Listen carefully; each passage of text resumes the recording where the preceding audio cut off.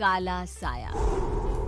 यूं तो बनारस घाट अपनी खूबसूरती के लिए बहुत प्रचलित है, पर घाट के किनारे कई राज लिए बैठे हैं। ये कहानी शुरू होती है बनारस के घाट के पास बने ममता निवास से, जहां प्रिया लाल जोड़े में ममता के घर उसकी बहू बनकर आती है। आओ आओ बहू, घर को अपने पैरों से पवित्र करो। ममता घर की दहलीज पार कर ही रही होती है कि अचानक एक बहुत गंदी सी बास पूरे घर में फैल जाती है।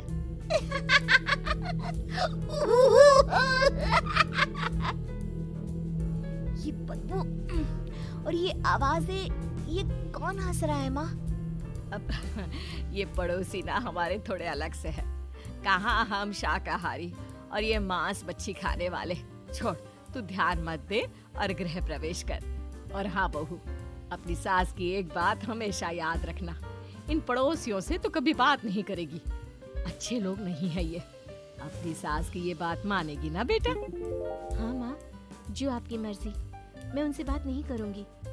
अगले दिन प्रिया अपनी पहली रसोई बनाने रसोई घर में जाती है। ये छोकी बात तो नाक में जा रही है। एक काम करती हूँ, खिड़की खोल देती हूँ। प्रिया खिड़की खोलने जाती है। इतने जाले, लगता है इस खिड़की को कभी खोला ही नहीं गया। पर ऐसा क्यों? ओह, नॉन वेज की स्मेल आती होगी ना। 2 मिनट के लिए खोल लेती हूँ, फिर बंद कर दूंगी। प्रिया खिड़की खोलती है। खिड़की खोलते ही उसकी नजर सामने वाले घर की खिड़की पर पड़ती है, जहाँ एक लड़की खड़ी होती है। हाथों में मेहंदी, लाल रंग की साड़ी, बिल्कुल सजी धजी, मानो प्रिया की तरह ही वो भी नई नवेली बहू हो। वो प्रिया को देखकर मुस्कुराती है। हे भगवान, माँ ने तो इनसे बात करने को मना किया था।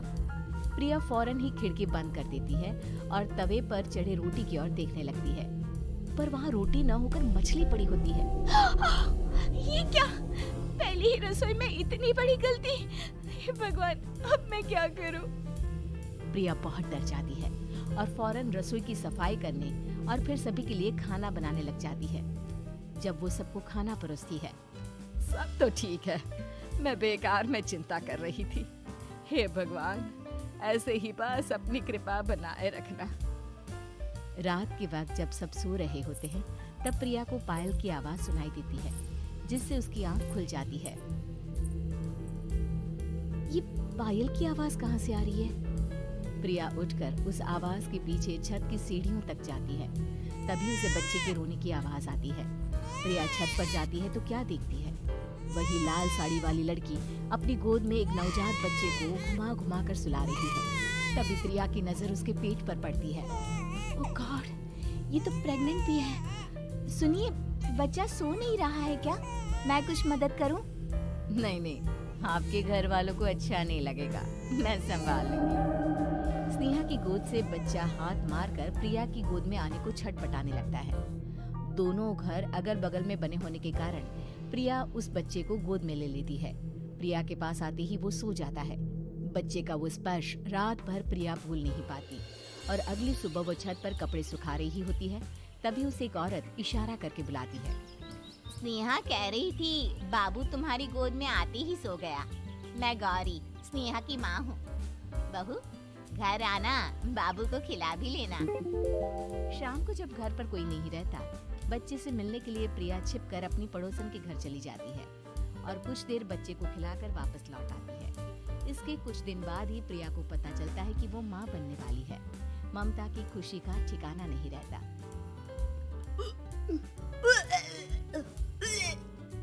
माँ जी, पता नहीं क्यों उल्टी आ रही है। प्रिया भागती हुई वॉशरूम में जाती है तो हरे और लाल रंग की उल्टी करती है। उस उल्टी में से कीड़े निकलते हैं। ये क्या? खून और ये कीड़े! माँ! माँ! प्रिया की आवाज सुनकर ममता दौड़ कर आती है, पर बेसिन में कुछ नहीं होता। प्रिया हक्की बक्की रह जाती है। ये सब क्या हो रहा है? प्रिया घबरा जाती है और अपने कमरे में जाकर सो जाती है। डर के कारण वो इतनी थक जाती है कि उसकी आंख लग जाती है। तब उसे ऐसा लगता है उसके पेट पर मानो कोई बैठा हुआ हो। कौन हो?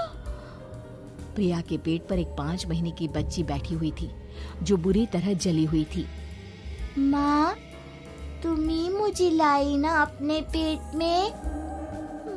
मैं तुम्हारी माँ नहीं हूँ। कौन हो तुम? माँ, देखो मैं जल गई बुरी तरह से। 6 महीने पेट में रहने को भी मुझे नहीं मिला। सहला दो ना माँ। बचाओ, बचाओ, माँ! ममता दौड़कर कमरे में आती है। प्रिया की बातें सुनकर वो सब समझ जाती है। तू कहीं बगल वाले घर में तो नहीं जाकर आई ना बहू? मुझे माफ कर दो, मैं गई थी माँ। उस घर में सब मरे हुए हैं बहू। कई साल पहले स्नेहा उस घर में बहू बनकर आई थी। कुछ ही दिन में वो एक बच्चे को जन्म देने वाली थी। पूरा घर बच्चे के आने की खुशी में खोया था। एक दिन अचानक उस घर में आग लग गई। सब बुरी तरह जलकर मर गए। गौरी आज भी दादी बनने का इंतजार कर रही है और इसीलिए स्नेहा ने अपना अजन्मा बच्चा तुम्हारी कोख में डाल दिया।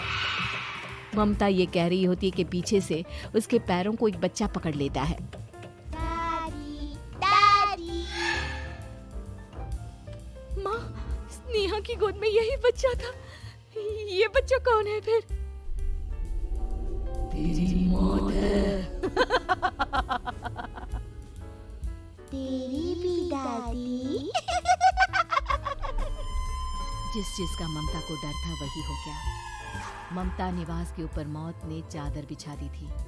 प्रिया का पेट ऐसे बढ़ जाता है मानो 9 महीने का हो। 2 हाथ उसके पेट से बाहर निकलते हैं। बहू, संतोष को फोन कर, किसी पंडित जी को बुला बहू। प्रिया का पति भागता हुआ घर आता है। ये तो होना ही था माँ। तेरा पाप तेरे सामने आ गया तो तू सह नहीं पा रही है। स्नेहा घर में आग लगी नहीं थी, माँ ने लगाई थी, प्रॉपर्टी की लालच में। और वो बच्चा मेरी पहली पत्नी का बच्चा है, मेरा बेटा, जो कि उस आग की चपेट का शिकार हो गया था। मैंने तुमसे ये सब माँ के कहने पर छुपाया था। मुझे माफ कर दो प्रिया। तुम अगर चाहो तो यहाँ से जा सकती हो। मैं तुम्हें किसी भी बंधन में रखना नहीं चाहता। मेरी शादी हुई है आपसे, मैं आपको छोड़ नहीं सकती, पर उससे पहले हमें स्नेहा, उसकी माँ और बच्चे की आत्मा की शांति करवानी होगी। संतोष और ममता गौरी के घर जाते हैं। अंदर सब कुछ जला हुआ होता है। जमीन पर जली हुई लाशें बिखरी हुई थी। ममता रो रो कर अपने करने की माफी गौरी से मांगती है। प्रिया स्नेहा के घर वालों का अंतिम संस्कार करवा देती है और ममता निवास फिर से आत्माओं के साए से मुक्त हो